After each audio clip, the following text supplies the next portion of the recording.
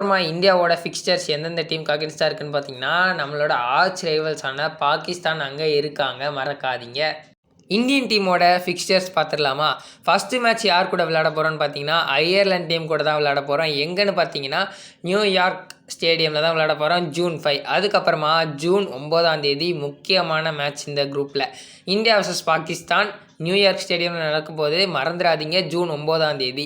அதுக்கப்புறமா யூஎஸ்ஏக்கு அகென்ஸ்டாக ஜூன் 12, அதுவும் நியூயார்க்கில்.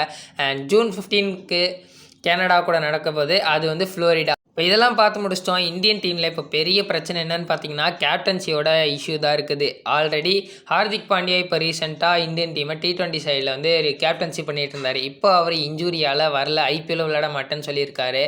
அது மட்டும் இல்லாமல் இப்போ ரோஹித் சர்மா தான் கேப்டன்சி பண்ண போகிறாருன்னு பேசிகிட்டு இருக்காங்க. விராட் கோலி அண்ட் ரோஹித் சர்மா விளையாடுவாங்களா மாட்டாங்களான்றதை நம்ம வெயிட் பண்ணி தான் பார்க்கணும்.